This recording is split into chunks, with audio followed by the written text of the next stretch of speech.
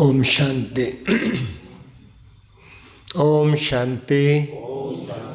ओम शांति। मंचासीन आदरणीय राय योगिनी बिंदु दीदी जी, भ्राता प्रोफेसर H.K. लाल जी और सभा में उपस्थित गणमान्य हमारे समाज की महान हस्तियां, विभूतियां, आज का दिन मेरे लिए बहुत ही हर्ष का और परम सौभाग्य का दिवस है, जबकि मुझे उन महान विभूतियों को, जिन्होंने एक सुंदर समाज के निर्माण में विशेष रोल अदा किया है और कर रहे हैं, ऐसी महान हस्तियों के दर्शन करने और उनके साथ जीवन के एक अहम विषय स्वास्थ्य पर चर्चा करने का सुअवसर प्राप्त हो रहा है। मैं आप सबको करबद्ध नमन करता हूं कि डायरेक्ट रूम में मैंने भी आपके सानिध्य में संसारिक शिक्षा नेशनल कॉलेज, जो गवर्नमेंट नेशनल कॉलेज कहला रहा है, वहाँ से प्राप्त की थी। 77 में ग्रेजुएशन मैंने जो की थी। तो अभी हम इस कार्यक्रम की शुरुआत से पहले बचपन में चलते हैं। कहा जाता है कि वृद्ध और बच्चा एक समान होता है। जब वृद्ध होता है तो बच्चे जैसा ही हो जाता है। तो हम सब छोटे छोटे बच्चे, नन्हे बच्चे बनते हैं। मुस्कुराता हुआ ये जो पिक्चर है, ये किसकी है? ये किसकी पिक्चर है? किसकी है ये? हमारी ही है। ये हमारा ही ये बचपन है। हमारे अंदर आज भी हम इमोशनली बचे ही हैं। तो आप मेरे साथ ये सामने पढ़ रहे हैं और मैं बोलता जाऊंगा, आप मेरे पीछे पीछे बोलेंगे। If I am happy, I can make the world happy and A better place dash dash dash. Very good sir, आपको नमन। मैंने ये कहा था कि इसको पढ़कर मेरे पीछे बोलना है। तो चलिए एक बार फिर से। If I am happy, I can make the world happy, a better place to live. हम सब ने एक सुंदर समाज की रचना करनी है। कोई बाहर वाला नहीं करने वाला, हम ही हैं। बिगाड़ने वाले भी हम हैं और सुधारने वाले ही हम हैं। और उस सुधार का जो शुरुआत है वो अपने से ही होता है।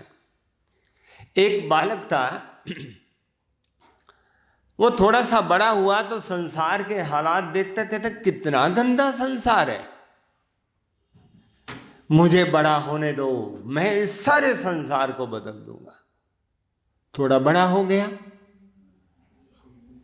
कहने लगा, भाई संसार तो नहीं बदला जाता, इंडिया को तो मैं बदल के ही छोड़ूंगा। समय बीतता गया, फिर और बड़ा हो गया, कहता भाई इंडिया तो नहीं बदला जाता, अब हरियाणा को शर्तिये बदल के छोड़ूंगा। फिर समय बीत गया, हरियाणा भी नहीं बदला। करते करते लास्ट में कहता है, ये परिवार मेरा है ना, इनका मैं मालिक हूँ, आई एम द डायरेक्टर, मैं हूँ मैं। इन परिवार वालों को तो मैं सबको बदल दूंगा।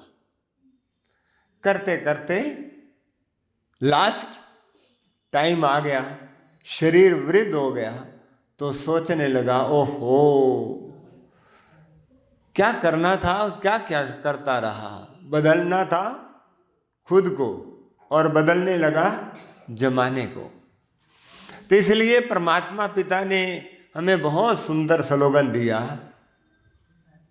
खुद को बदलो तो जग बदल जाएगा, स्वयं को बदलेंगे तो संसार बदल जाएगा। जैसी दृष्टि वैसी सृष्टि। तो हमें अपनी दृष्टि को, अपनी सृष्टि को बदलना है, अपने भावनाओं से, अपने कर्म से, अपने विचारों से।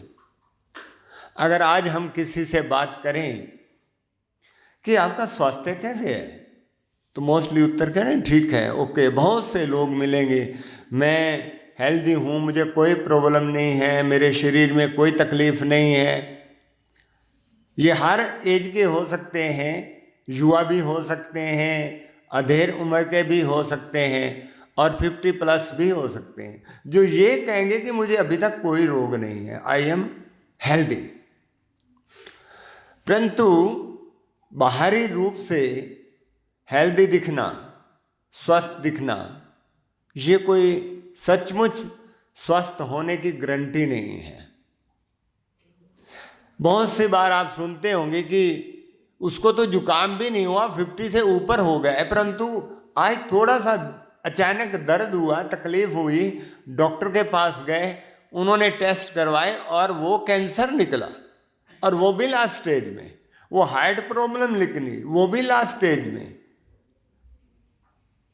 तो इसका अर्थ ये है कि बाहरी रूप से जो दिखाई देता है वो फिजिकल रूप में तंदुरुस्त हो आदमी, ये गारंटी नहीं है, इस चीज की कोई गारंटी नहीं है। और दूसरी बात यह है कि स्वास्थ्य क्या है, इसकी भी परिभाषा इंसान को आज नहीं है। हेल्थ है क्या, किसको हम हेल्थ कहेंगे? एक बार किसी संत ने भगवान से पूछा कि प्रभु, आपको इंसान की सबसे वंडरफुल, अद्भुत बात कौन सी लगती है? परमात्मा ने मुस्कुराते हुए कहा कि इंसान जो है ना, आजकल का 50-60 साल अपने शरीर को धन कमाने में झोंक देता है और उसके बाद उसी धन से शरीर को गेन करना चाहता है, परंतु 50-60 साल धन कमाने में शरीर को झोंक दिया, फिर जब धन कमाने के तन लगाया, परंतु तन जब बिगड़ा तो उसी धन से तन को वापस गेन करने में लगाता है, तो तन गेन हो जाता है, दोबारा स्वास्थ्य मिल जाता है, उसी धन से धन खत्म हो जाएगा, स्वास्थ्य नहीं मिलता है। इसलिए कहा गया हेल्थ इज वेल्थ, पहला सुख निरोगी काया। आजकल थोड़ी अवेयरनेस हेल्थ के बारे में लोगों को आने लगी है, परंतु फिर भी बहुत दूर है अपने स्वास्थ्य के बारे में। स्वास्थ्य की परिभाषा WHO ने 1948 में दी कि अगर फिजिकल रूप से हम हेल्दी हैं तो हम इसको होलिस्टिक हेल्थ, संपूर्ण स्वास्थ्य नहीं कहेंगे। ऑक्सफोर्ड डिक्शनरी के अनुसार the health is a soundness of body and mind. केवल बॉडी हेल्दी है तो हमारा हम कहें भी हम स्वस्थ हैं सदा, ये नहीं है। और WHO ने 4 बातें ली, 4 एस्पेक्ट लिए होलिस्टिक हेल्थ के लिए। वो 4, पहला है फिजिकल हेल्थ। फिजिकल हेल्थ में अगर हम देखें तो क्या कहते हैं, मेरा BP ठीक है, मुझे भूख प्यास ठीक लगती है, मेरे पाचन क्रिया ठीक है, मेरे श्वसन क्रिया ठीक है, मेरे कहीं भी तकलीफ नहीं है, कहीं स्वेलिंग नहीं है, कहीं पेन नहीं है, हर प्रकार से मेरा बॉडी जो है वो ठीक है, हर टेस्ट में बिल्कुल नॉर्मल है। ये शरीर की हम कहेंगे फिट है, हमारा शरीर ओके है। परंतु आज हम देखते हैं कि शरीर को तो अनेकों बीमारियां हैं। पहले तो कभी हार्ट अटैक कहा जाता था, कब होता था? किसी को खुशी बहुत होती है ना या गम बहुत होता, अब हार्ट अटैक होता है। कैंसर का शायद नाम भी कोई नहीं जानता था। शुगर, ये भी नाम नहीं थे, परंतु आज कैंसर, हार्ट प्रॉब्लम, डायबिटीज, ये तो ऐसे हो गई जैसे घर में हम भोजन खाते हैं, ये ऐसे फैल रही है। कारण क्या है? अगर देखा जाए तो एक इंसान को कई कई बीमारियां हैं, कई कई बीमारियां, जबकि 50 साल 100 साल पहले ऐसी प्रॉब्लम नहीं थी।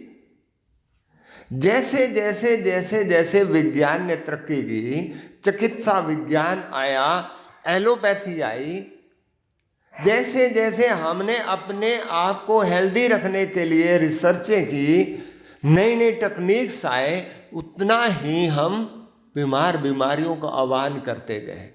बात हुई जो जो दवा की त्यों तो रोग बढ़ते गए। उल्टी गाड़ी हो गई, गए तो राम भजन को ओटन लगे कपास, वो हाल होगी। स्वास्थ्य के लिए ये सारे कार्य किए, परंतु स्वास्थ्य की अपेक्षा क्या मिला? और ही ज्यादा नरक, और ही दुख, और ही दर्द, और ही ज्यादा बीमारियां। तो फिजिकल हेल्थ आज पहला है कि हम शारीरिक रूप से अपने आप को फिट करें, अपने आप को हेल्दी बनाएं। तो पहला है फिजिकल हेल्थ और दूसरा है मेंटली हेल्थ। मेंटली हेल्दी आदमी कब कहेंगे? किसको कहेंगे? किसको कहेंगे एक आदमी मेंटली हेल्दी है? किसको कहेंगे?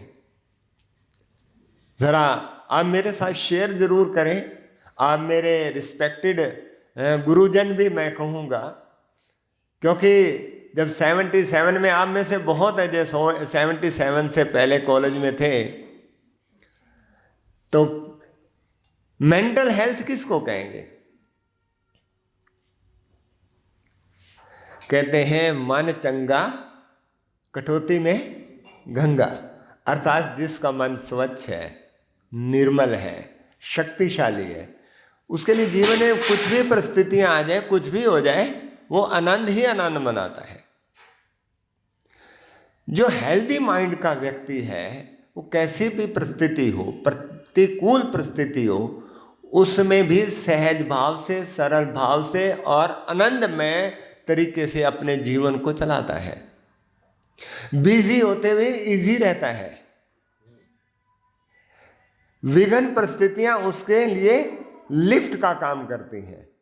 इतिहास के पन्ने पलट के अगर हम देखें, जितने भी महान व्यक्ति आए हैं, परिस्थितियां विघ्न उनके लिए पेपर नहीं परंतु लिफ्ट बनी है, और उन्होंने उनको लिफ्ट समझा है, आनंद लिया है, और वो आगे बढ़े हैं और उन्होंने समाज में अपना नाम रोशन किया है।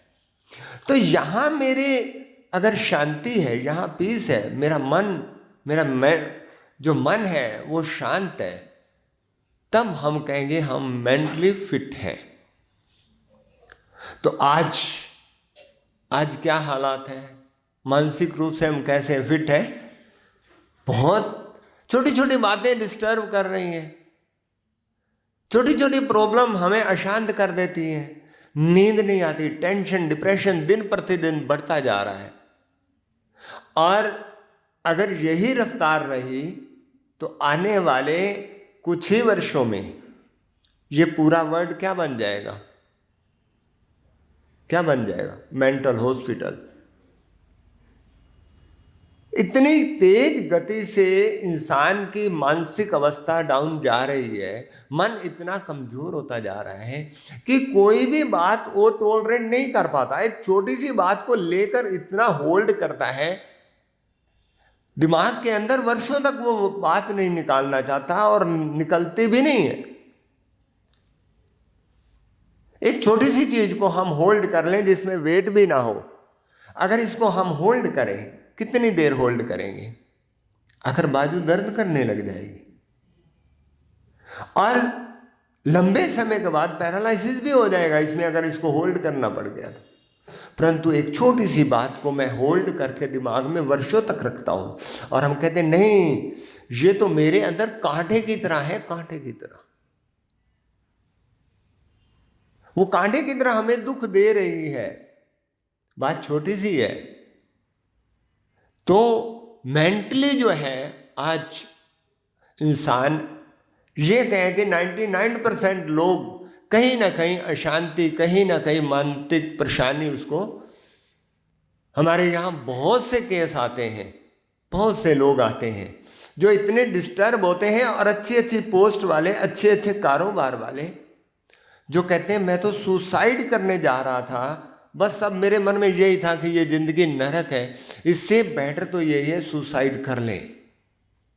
परंतु किसी ने कहा नहीं, एक बार ट्राई कर लो, राजयोग जाकर सीख लो। और राजयोग के द्वारा अब मुस्कुरा रहे हैं यही अपने सिरसा के लोग। तो मेंटली हेल्दी होना ये बहुत जरूरी है, दूसरा एस्पेक्ट है। और तीसरा है सोशल हेल्थ। आज से 100 साल पहले एक परिवार जो है, कुटुंब, संयुक्त कुटुंब होता था, संयुक्त परिवार होते थे जिसमें 30-25 लोग होते थे। और एक घर का सदस्य बुजुर्ग वो 30-25 लोगों के ऊपर, 50 लोगों पर साम्राज्य करता था और उसकी बात मानी जाती थी। आज सोशल जो रिलेशन है वो तो बिल्कुल खत्म हो गए। मियाँ बीवी भी दो हैं। 2 दिन पहले कहते तुम बिना रह नहीं पाऊं, और 2 दिन बाद कोर्ट में खड़े कहते मैं तुमको सह ना पाऊं, गोली से उड़ा देना चाहता है। क्या संबंध रहे? सोशल क्या रहा है? संबंध कहाँ है? रिलेशन कहाँ है? तो जो सोशली फिट होगा तो उसका जो मन जो है वो स्नेह प्यार से भरा होगा, उसके अंदर सबके लिए स्नेह होगा, वसुधैव कुटुंबकम की भावना उसके अंदर होगी। वो घर होगा या समाज में होगा, जहां भी होगा उसका दायरा बहुत सुंदर होगा, सभी उससे प्यार करते होंगे और सबसे वो प्यार करता है। तो सोशली जो है वो अगर हेल्दी हम नहीं रहेंगे तो हमारा घर परिवार भी सुखी शांत नहीं हो सकता। और चौथा एस्पेक्ट है स्पिरिचुअली हेल्दी। 3 बातों के ऊपर तो हमारा बहुत ध्यान जाता है, कोशिश करते हैं। अगर फिजिकली हम कोई अनफिट होते हैं तो फटाफट डॉक्टर के पास जाते हैं। सिरसा वाला डॉक्टर ठीक नहीं हुआ था, चंडीगढ़ जाएंगे, दिल्ली जाएंगे, बॉम्बे जाएंगे, कहीं भी जहाँ पहुँचेंगे। मेंटली डिस्टर्ब होते हैं तो कोशिश करते हैं फिर डॉक्टर के पास। मनोचिकित्सक बहुत बढ़ते जा रहे हैं क्योंकि मन के रोग बहुत बढ़ रहे हैं। आज 80% बीमारियां वो मन के कारण है। और सामाजिक स्तर बिगड़ता है तो हम 4 लोग इकट्ठे करते हैं, सेट करने की कोशिश करते हैं, परंतु ये जितने भी प्रयास करते हैं उतना ही प्रयास करने के बाद ही और ही बिगड़ता जाता है। तीनों एस्पेक्ट बिगड़ रहे हैं। इसका एक कारण, मूल कारण है कि हम स्पिरिचुअली हेल्दी नहीं हैं। अध्यात्म से हम कोसों दूर हो गए हैं। हम धर्म को मानते हैं, धार्मिक हैं, परंतु आध्यात्मिक नहीं हैं। धार्मिक का अर्थ में उस धर्म को मानता हूं, मैं इस धर्म को मानता हूं, परंतु उस धर्म की शिक्षाओं को मानना वो मुश्किल है। तो अध्यात्म अर्थात आत्मा और परमात्मा का अध्ययन, सेल्फ अवेयरनेस। मेरे को सेल्फ अवेयरनेस नहीं हूं, मैं क्या कर रहा हूं, क्या सोच कर रहा हूं, कौन हूं मैं।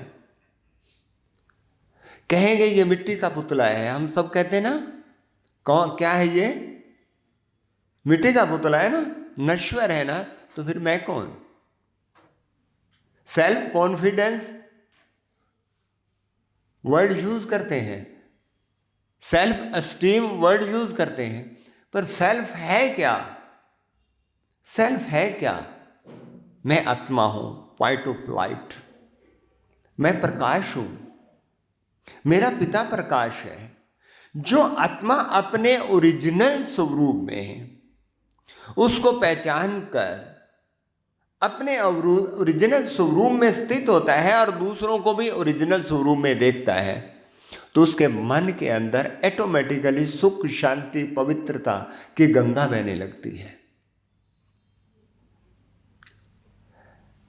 इसलिए भगवान ने गीता में ने कहा कि हे अर्जुन, जो व्यक्ति अपने मैं जो हूं, जैसा हूं यथार्थ पहचान कर और देह के संबंधों को भूल कर मुझे याद करता है, वो योगी मुझे अति प्रिय है।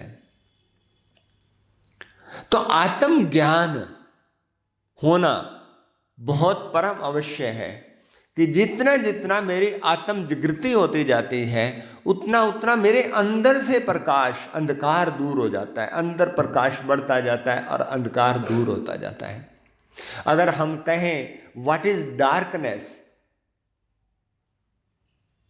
क्या उत्तर है?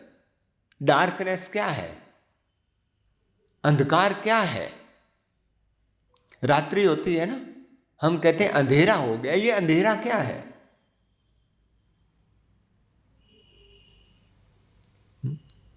क्या है अंधेरा? Please share. Absence of light. Absence of light. ऐसे अज्ञान कुछ नहीं है, एब्सेंस ऑफ नॉलेज। ज्ञान की कमी का नाम ही तो अज्ञान है। सुख की कमी का नाम दुख है, शांति की कमी का नाम अशांति है, प्रेम की कमी का नाम घृणा है, नफरत है। तो जब मैं अपने आत्म स्वरूप में हूं, जब मैं ओरिजिनल स्वरूप में हूं, तो ऊपर की शक्ति ऑटोमेटिकली मिल जाती है। जब हम सोते हैं, देह याद रहती है, सोने के बाद देह याद रहती है, देह का धर्म याद रहता है, जाति याद रहती है, पोस्ट पोजीशन याद रहती है, कुछ याद नहीं रहता, सब कुछ भूल जाता है। मैं अपने स्वरूप में आत्मा आ जाती हूं और स्वरूप में आने के बाद मैं ऊपर सुप्रीम पावर से, कॉस्मिक एनर्जी से मैं कनेक्ट हो जाता हूं। जब मैं कनेक्ट हो जाता हूं तो मेरे अंदर, आत्मा के अंदर एनर्जी भरनी शुरू करती है और वो एनर्जी मेरे पूरे शरीर के बिलियन ट्रिलियन जो सेल हैं सब के अंदर वो एनर्जी भर जाती है। इसलिए हम जब 6 घंटे सोकर, 4 घंटे सोकर उठते हैं तो एकदम फ्रेश फील करते हैं, दोबारा रिचार्ज हो जाता है शरीर, क्योंकि यहाँ चार्जिंग सुप्रीम पावर से हो जाती है। इसलिए कहते हैं कि sleep is a unconscious meditation और meditation is a conscious sleep. तो मैं यहां चार्ज हो जाता हूं, तो मैं जितना यहां चार्ज होता हूं, मेरी आध्यात्मिकता बढ़ती है, तो मेरे अंदर की शांति और अंदर की दिव्यता, दिव्य गुण बढ़ने लगते हैं। और जब मेरे अंदर दिव्य गुण होते हैं तो उन दिव्य गुणों के साथ मैं व्यवहार में आता हूं, तो मेरा व्यवहार कैसा होगा, मेरे कार्य कैसे होंगे? मेरा मधुर व्यवहार, श्रेष्ठ कार्य, श्रेष्ठ कर्म, और जैसा कार्य जैसे कर्म वैसे भाग्य। तो इसलिए आध्यात्मिक रूप से हम जो सशक्त बनना हमारे लिए परम आवश्यक है।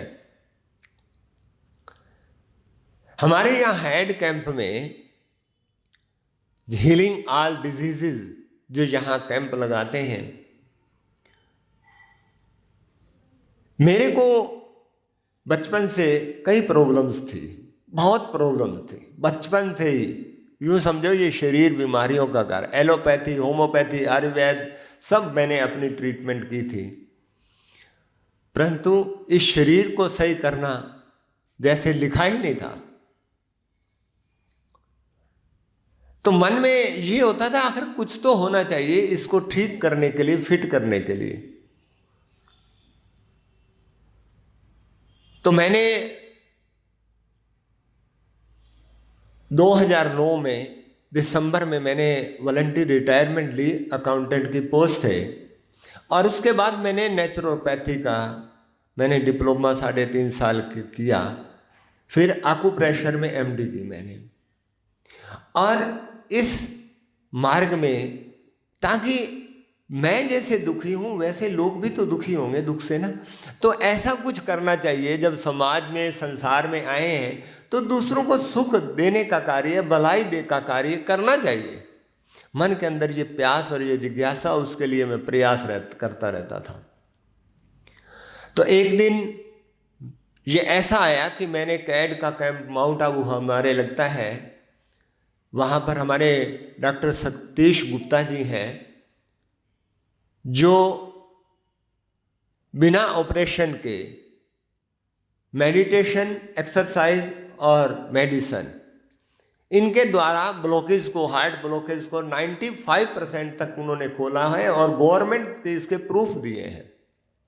तो मैंने ये उनका कैंप अटेंड किया। कैंप अटेंड करने के बाद वहाँ बैठे बैठे माउंट आबू में मेरे मन में संकल्प आया कि मुझे भी ऐसा कुछ करना है।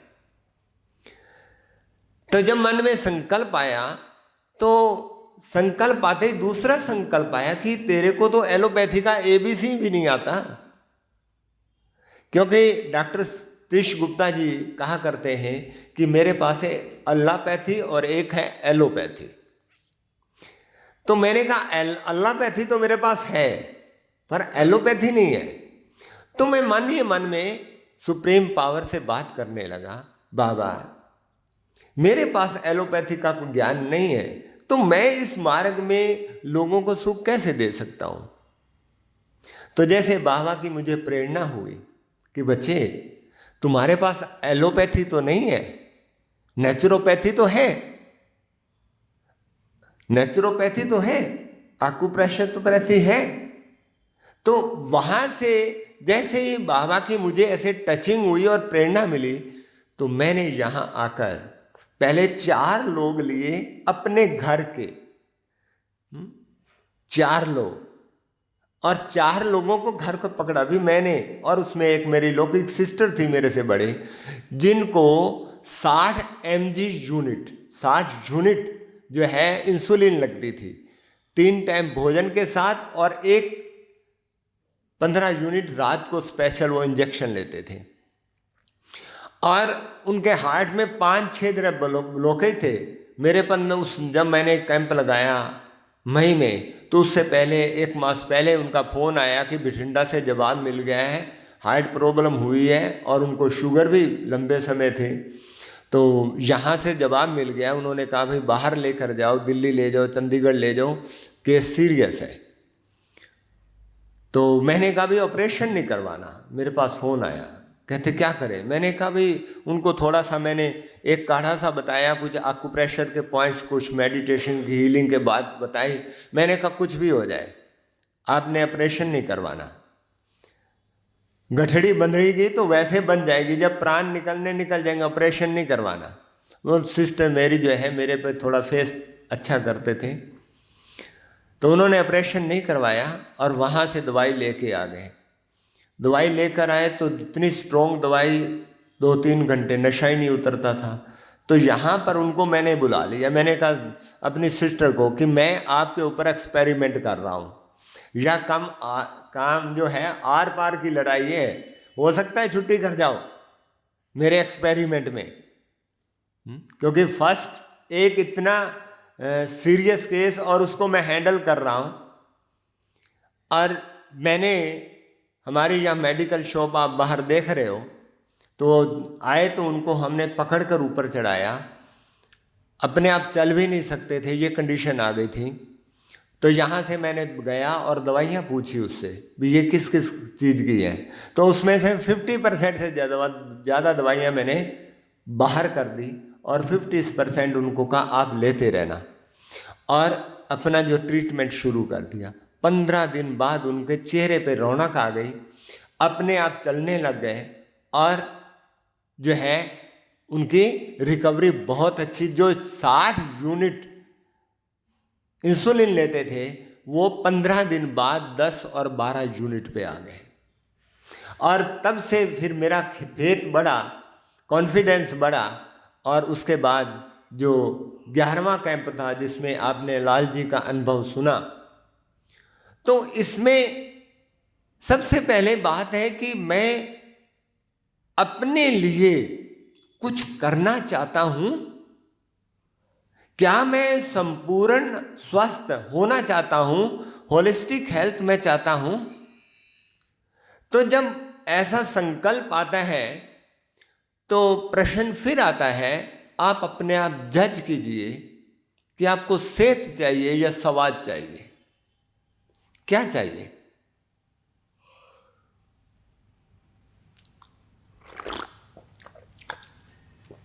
आज से मैं अगर प्रश्न पूछूं, आपको सेहत चाहिए या स्वाद चाहिए?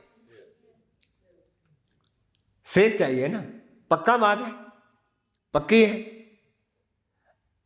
स्वाद, आज जो भी बीमारियों का कारण है उसमें से एक कारण है वो जिसको हम कहते हैं जीभ का स्वाद। मन में भी, मन का भी स्वाद, चाहे जीभ का स्वाद हो या मन का। निंदा चुगली की बातें होंगी तो वहां मेरा दिल बहुत अच्छा लगेगा, और चटपटी चीजें खाने की होंगी तो वो मुझे बहुत अच्छी लगेंगी।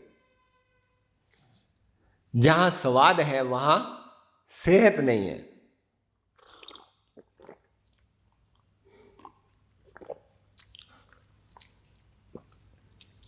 और स्वाद, वास्तव में स्वाद है क्या? स्वाद क्या है? भाई साहब को नमकीन अच्छा लगता है, इन भाई साहब को मीठा अच्छा लगता है, उनको चटपटा अच्छा लगता है। भाई साहब कंपनी दूसरी में गए 4 लोगों के बीच में, वो नमकीन वाले नहीं, वो मीठे वाले थे। धीरे धीरे इनको मीठा अच्छा लगने लग गया। तो स्वाद कौन सा? एक शराब पीने वाला कहता अमृत है, और एक सन्यासी कहता है जल जो है वो अमृत है। टेस्ट यहां है, टेस्ट मेरे यहां मैंने बनाया हुआ है। हम जो कहते हैं ये चीज टेस्टी नहीं है, ये टेस्टी है, मुझे टेस्टी खानी है। टेस्ट किसी चीज में नहीं है, सभी चीजों में टेस्ट है और किसी चीज में भी टेस्ट नहीं है। मेरे हेल्थ के लिए, मेरे मन के लिए क्या टेस्टी है, मुझे वो लेना है। अगर मुझे जीभ के स्वाद, जो मेरे तन के लिए स्वाद ठीक नहीं है, टेस्ट ठीक नहीं है, अर्थात जो चीज़ें मेरे तन के लिए अच्छी नहीं है, वो मुझे स्वीकार नहीं करनी है अगर मुझे हेल्थ चाहिए। अगर स्वाद के पीछे रहेंगे तो फिर क्या मिलेगा? कहाँ रेस्ट मिलेगा? घर में भी रेस्ट अच्छा नहीं, फिर हॉस्पिटल में अच्छा होता है। अगर सेहत की ओर ध्यान देंगे, वो चीज़ें लेते हैं जो मेरे तन और मन के लिए अच्छी हैं, तो फिर एक हेल्दी और हैप्पी लाइफ हमें प्राप्त होगी।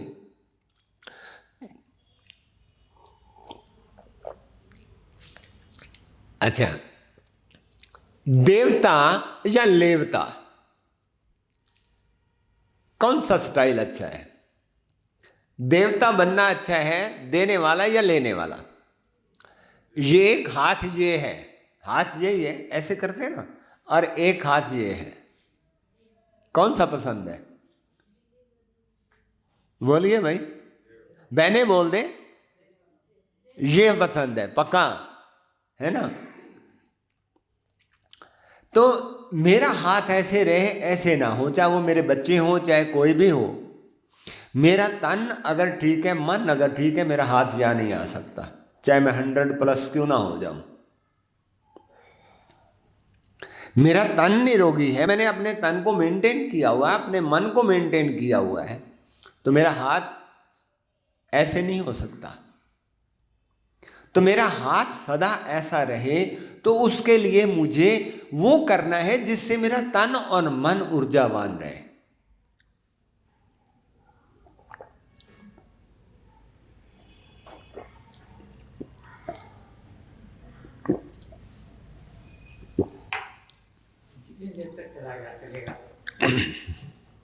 कितनी देर तक चलेगा? हाँ जी, आधा घंटा पहुंचा। आप जितनी देर कहेंगे उतनी देर चला देंगे। ठीक है। तो इसलिए हमें अपने अंदर दृढ़ संकल्प करना है। कोई भी कार्य आप करेंगे, कोई भी आप लक्ष्य लेंगे, तो उसके लिए सबसे बड़ी बात है संकल्प। दृढ़ संकल्प नहीं है, मजबूत इरादे नहीं हैं, तो लक्ष्य को हासिल किया नहीं जा सकता। ये आप अच्छी तरह अनुभवी हैं, जानते हैं। गीता में एक प्रसंग आता है,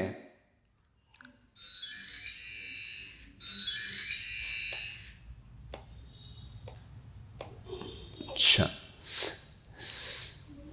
ये महाभारत की वीडियो है, क्लिप चली नहीं, जिसमें भगवान कहते हैं कि मनुष्य के अंदर बहुत शक्तियां हैं, असीम शक्तियां, और सबसे बड़ी शक्ति है वो है संकल्प शक्ति। आजकल सबकॉन्शियस माइंड पर बहुत ज़्यादा प्रचार प्रसार आ रहा है, बहुत ज़्यादा चर्चा होती है कि हमारे अंदर जो शक्तियां हैं, और उसमें सबसे बड़ी संकल्प शक्ति, अगर मेरे इरादे मजबूत हैं। मुझे याद आ रही है पंक्ति डॉक्टर हरिवंश राय बच्चन की, हिम्मत रखने वालों की कभी हार नहीं होती, तूफानों से डर कर नौका पार नहीं होती। तो जब संकल्प पावरफुल है, मजबूत इरादे हैं, तो हम कुछ भी कर सकते हैं। उसके लिए एज का भी मैटर नहीं है कि हम इस उम्र के हो गए हैं, अब हमारा तो टाइम हो गया है। बहुत बार ये सोचने लग जाते हैं, ये सोच बन जाती है जब हम 70, 60, 70 से ऊपर होते हैं, हमने तो कर लिया जो कुछ करना था, अब तो हमारा टाइम बस नज़दीक आ गया है, अब तो ऐसे विचार कुछ लोगों के आने लग जाते हैं। तो वास्तव में जब भी इंसान दृढ़ संकल्प करे और लक्ष्य रखे, तो उस लक्ष्य को हम प्राप्त कर सकते हैं। तो अगर हमारा लक्ष्य होलिस्टिक हेल्थ प्राप्त करने का है, तो आज भी हम उस लक्ष्य को प्राप्त कर सकते हैं। बीमारियों के बारे में कि बीमारी 2 प्रकार की बीमारियों का वर्णन हम करते हैं, एक फिजिकल और एक मेंटल, साइकोसोमैटिक डिजीजेज। फिजिकल में भी साधारण बीमारी और क्रोनिक, 2 प्रकार के रोग होते हैं। जो क्रोनिक रोग है उसका कारण क्या है? कई बार एक व्यक्ति है, थोड़ा सा उसको नज़ला जुकाम होता है और उसके बाद वो प्रॉब्लम बढ़ते बढ़ते दमा का रूप ले लेती है। पेट में थोड़ा दर्द होता है, इधर उधर से बहुत दवाइयाँ करते हैं, कैंसर का रूप ले लेते हैं। ऐसा क्यों होता है? ऐसा क्यों होता है? और कई बार जो है एक व्यक्ति के सामने बहुत बड़ी बीमारी आती है और वो बीमारी जो है चंद दवाई से ही ठीक हो जाती है। हम कहते हैं एक है रोग और एक है कर्म भोग। एक है रोग और एक है कर्म भोग। रोग ये है जो वातावरण के कारण कुछ हमने अटपटा खाया, कुछ किया ऐसा, तो आई बीमारी और दवाई से ठीक हो गई। और जो कर्म भोग है, हमने किसी जन्म, पिछले जन्म में, इस जन्म में हमने टॉर्चर किया है, बहुत दुख दिया है किसी को, बहुत पाप कर्म किया है, वो पाप कर्मों की सजा, वो हमारे रोग ऐसे हो जाते हैं जो रोग मिटते ही नहीं है। लाख दवाई करते हैं परंतु वो रोग कटते नहीं हैं, छोटे से बड़ा हो जाता है। और अगर रोग हुआ किसी गलती के कारण, वो बड़े से भी छोटा हो जाता है श्रेष्ठ कर्म के कारण। तो जो बीमारियां हम कहते हैं मनोरोग, तो दूसरा है मनोरोग। तो एक होता है प्रेशर।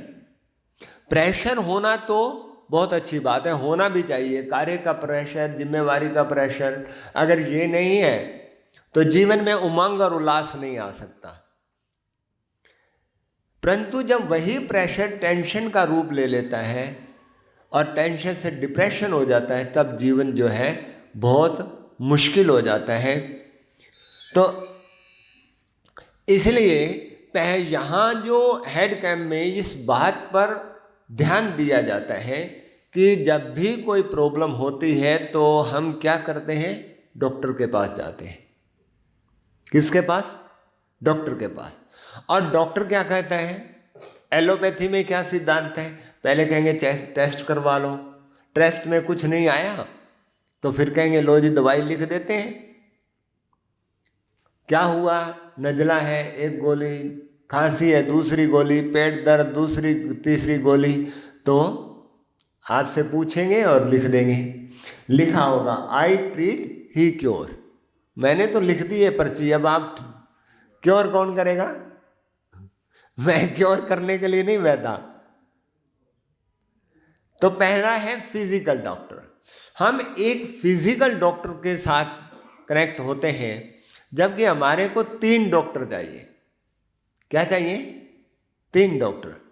तो यहाँ हम कहते हैं कि फिजिकल डॉक्टर के पास जाने की जरूरत नहीं है। 90% किसी को भी फिजिकल डॉक्टर के पास जाने की जरूरत नहीं है, वो खुद अपना डॉक्टर है।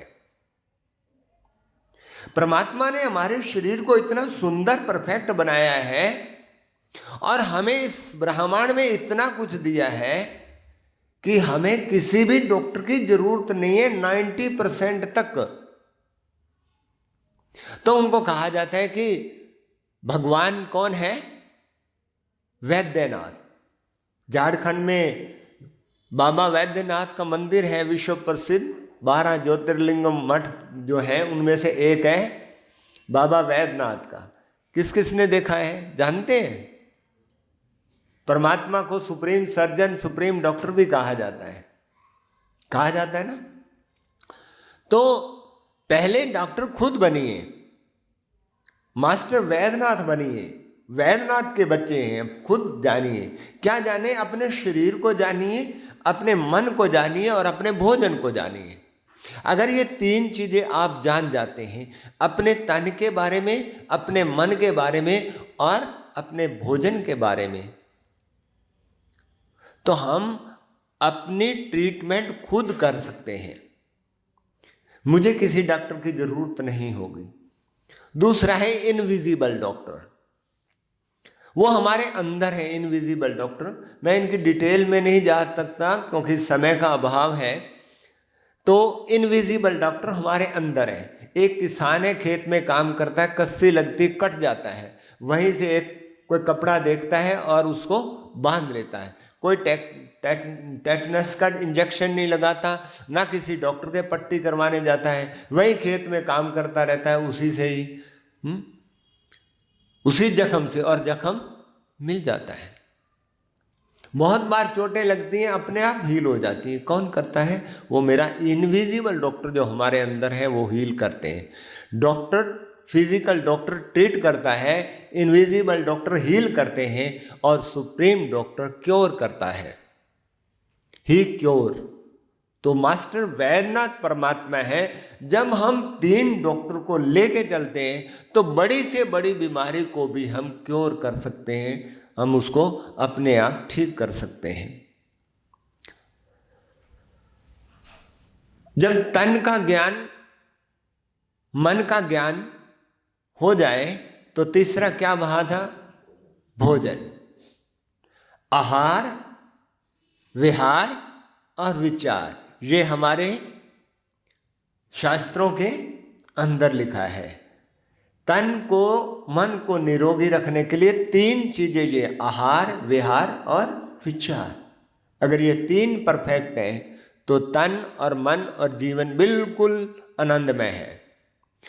तो भोजन जो है, हम वैसे तो हम भोजन 3 प्रकार का कहते हैं, सात्विक, राजसिक और तामसिक। परंतु यहाँ मैं आपको 2, वेजिटेरियन और नॉन वेजिटेरियन, शाकाहार भोजन। वेजिटेरियन, नॉन वेजिटेरियन की हम बात नहीं करते, आप सब जानते हैं। परंतु जो शाकाहार है वो भी हमारे लिए फिट नहीं है। जो हम सारा लेते हैं, हमारे लिए शाकाहार तो सारा ही है। जो भी बना हुआ बाजार में बने हुए आते हैं, हम नॉन वेज को छोड़कर बाकी हम कहेंगे ये शाकाहारी भोजन है, परंतु वो भी तामसिक है। जो भी फास्ट फूड आज है ये तामसिक है। भले आप शाकाहारी कहो, परंतु ये है तामसिक भोजन है, ये नॉन वेज की तरह ही है।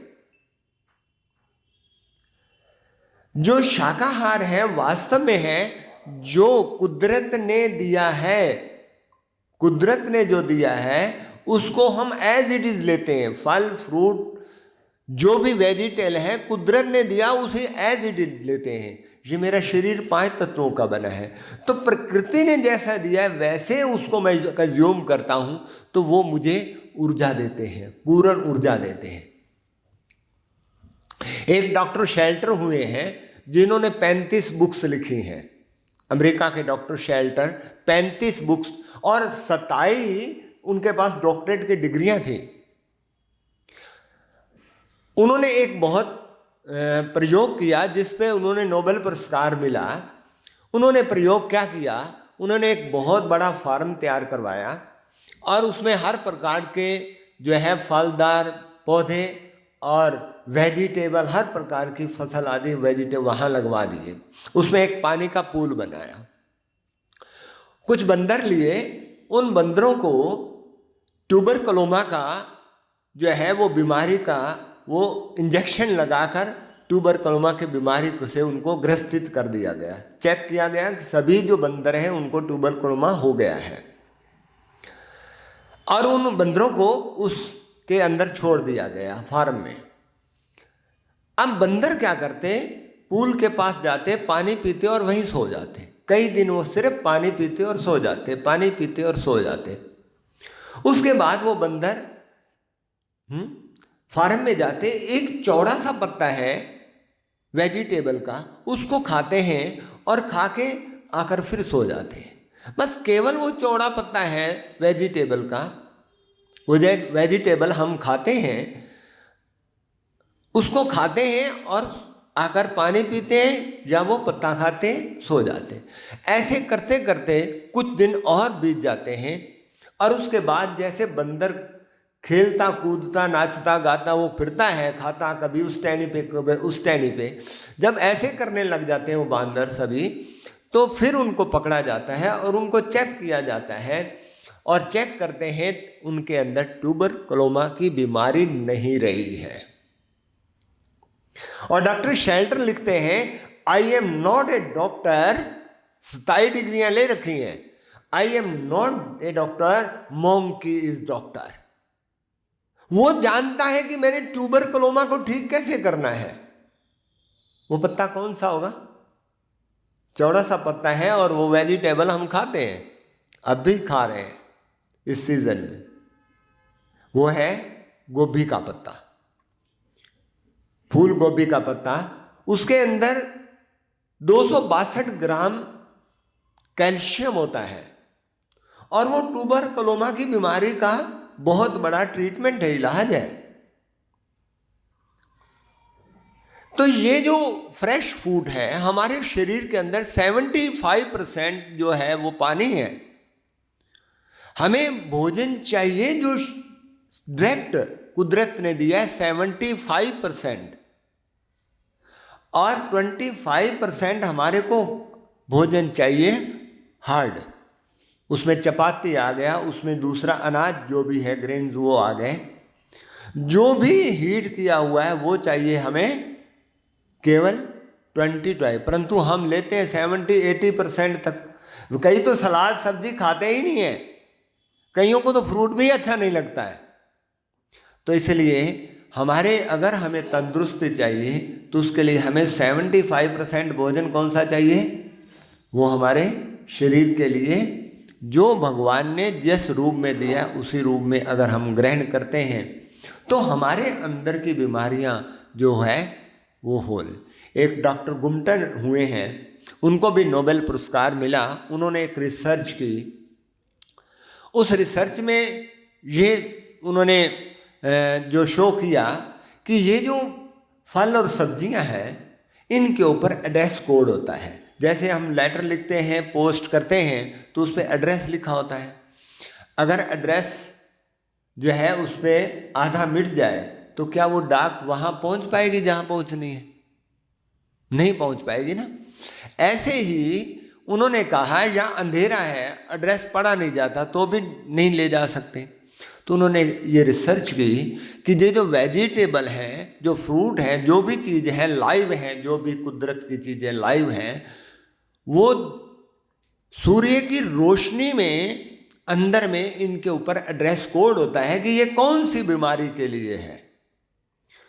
सूर्य उदय होने जब वो फटती है, जब सूर्य का प्रकाश, भले सूर्य नहीं दिखाई देता और जब तक सूर्य का प्रकाश रहता है, इस दौरान अगर इन चीज़ों का हम कंज्यूम करते हैं तो इनके अंदर एड्रेस कोड है कि इनके अंदर जो पावर है वो कौन सी बीमारी के लिए है। अगर दिन में अगर उनको यूज़ करते हैं सूर्य के प्रकाश में, तो जहाँ बीमारी है वहीं जाकर वो ऊर्जा काम करेगी, बीमारी को ख़त्म करेगी। अगर हम अंधेरे में इनको कंज्यूम करते हैं तो इनका एड्रेस कोड ख़त्म हो जाता है। हमने इनको यूज़ तो किया परंतु वो हमारे को पूरा लाभ नहीं देते। फिर जब तक ये अलाइव हैं ये ऑक्सीजन लेते हैं। पेड़ पौधे दिन को कार्बन डाइऑक्साइड लेते हैं और ऑक्सीजन, और रात को क्या करते हैं, वो भी ऑक्सीजन कंज्यूम करते हैं। ये लाइव हैं, जब तक ये गलता नहीं, ख़त्म नहीं होता, लाइव है। तो रात को हम जब कंज्यूम कर रहे हैं अंधेरे में, तब ये कार्बन डाइऑक्साइड छोड़ रहे हैं और ऑक्सीजन ले रहे हैं। तो जब मैंने रात को खाया तो मेरे अंदर जाकर ऑक्सीजन गैस लेंगे या देंगे? तो इसलिए ये जो फ्रेश वेजिटेबल फ्रूट्स हैं ये हमें दिन के समय में लेने चाहिए और मैक्सिमम लाइव रूप में हमें यूज़ करना चाहिए। तो इस प्रकार से मेडिटेशन,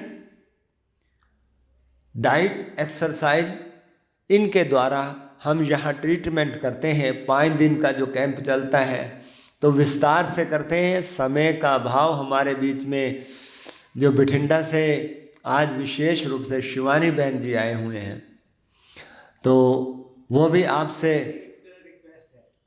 हाँ जी, कि हमें जाना है और आप प्लीज़ थोड़ा सा। ठीक है जी। तो वेजिटेबल के बाद अनाज की बात करते हैं शॉर्ट में।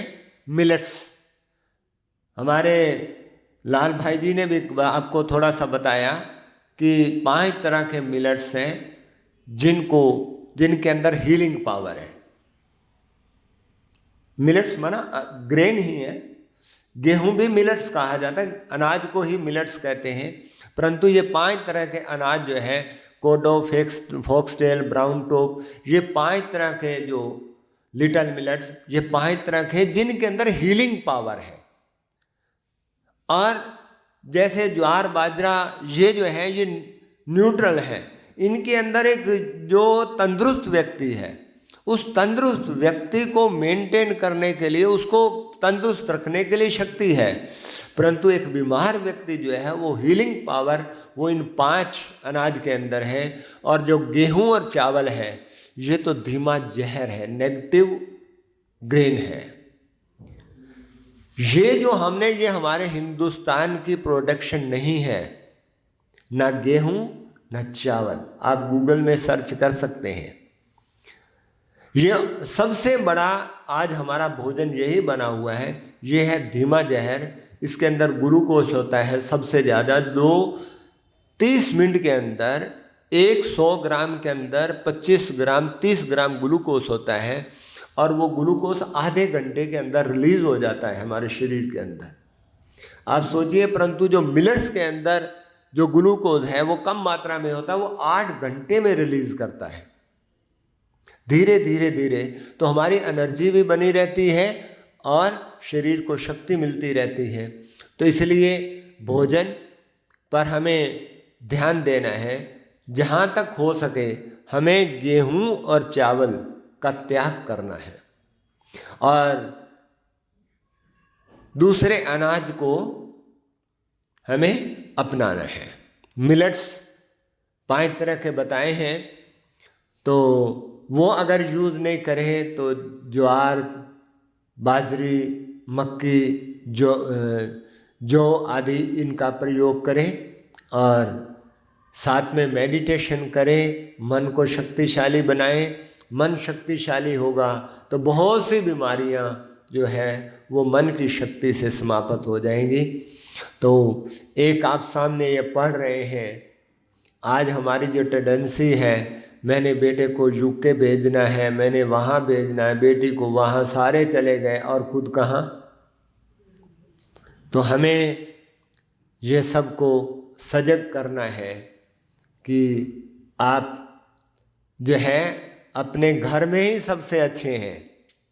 हमारा देश महान देश है, भारत जैसा महान कोई देश नहीं है। भारत तीर्थ स्थान है, दुनिया वाले यहाँ आकर शांति सुख ढूंढते हैं, हम पैसे के लिए बाहर भागते हैं।